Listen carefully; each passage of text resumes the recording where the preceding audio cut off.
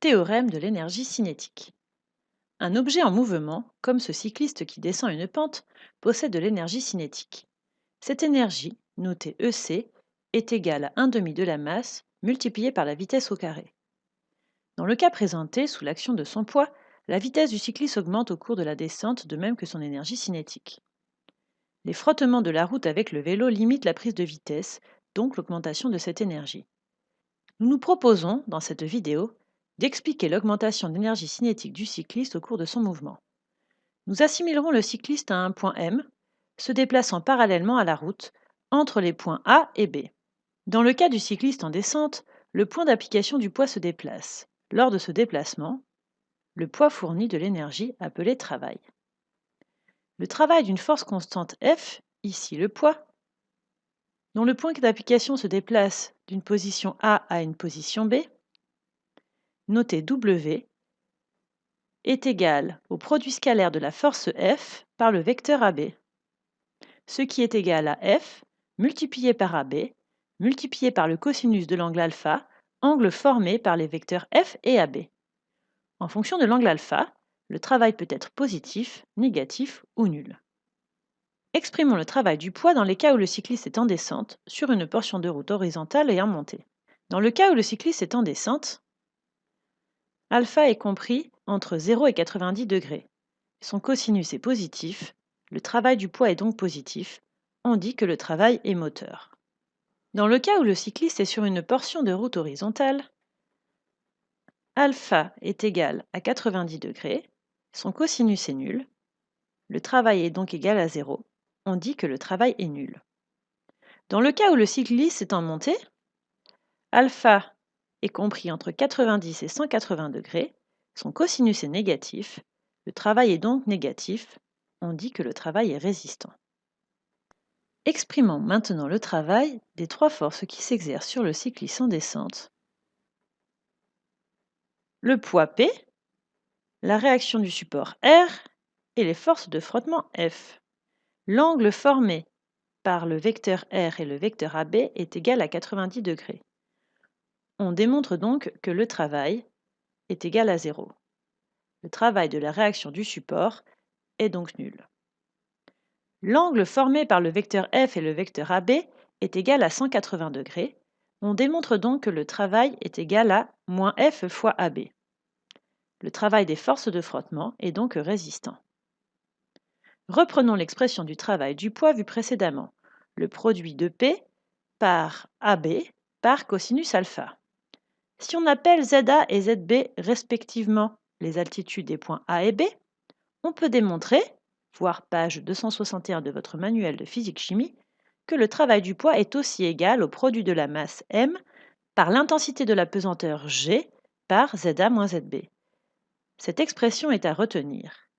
Le travail du poids est donc moteur puisque ZA est supérieur à ZB. Théorème de l'énergie cinétique. Nous venons de voir que le travail du poids d'un cycliste en descente est moteur. Il permet une augmentation de l'énergie cinétique du cycliste. Quel lien existe-t-il entre travail d'une force et énergie cinétique?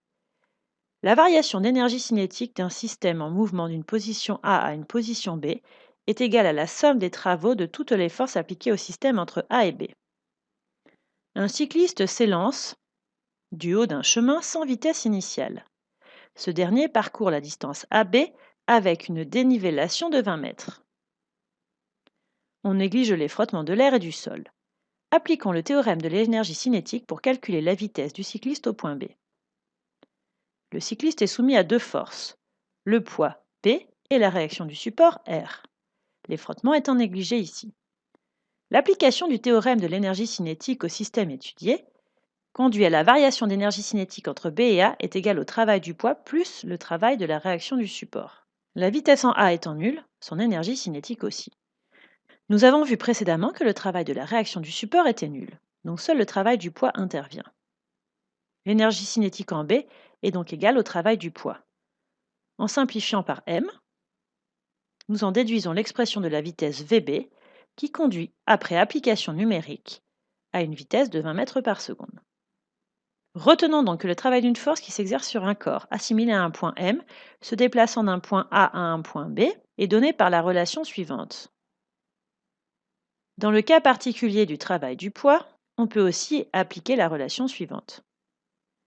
La variation d'énergie cinétique de ce corps est égale à la somme des travaux des forces qui s'exercent sur ce corps.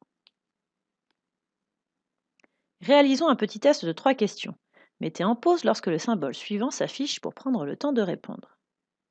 Question 1. Un skieur de masse 80 kg se déplace à une vitesse de 2 mètres par seconde.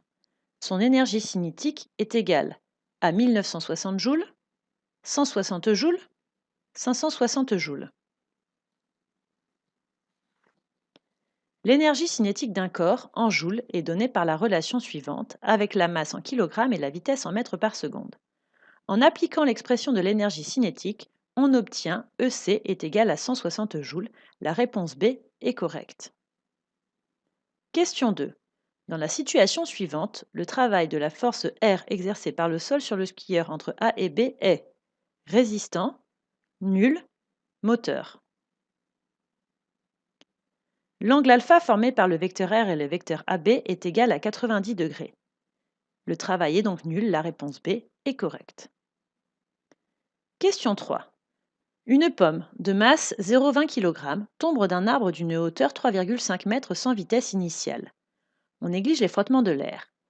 L'énergie cinétique ECB de la pomme au niveau du sol est égale à 700 joules, 7,0 joules, 0 joules. La pomme n'est soumise qu'à son poids. La vitesse initiale étant nulle, afin de déterminer son énergie cinétique au point B, appliquons le théorème de l'énergie cinétique entre les points A et les points B. On en déduit que l'énergie cinétique en B est égale à m fois g fois za, car l'altitude en B est nulle. Après application numérique, l'énergie cinétique en B est égale à 7,0 joules. La réponse B est correcte.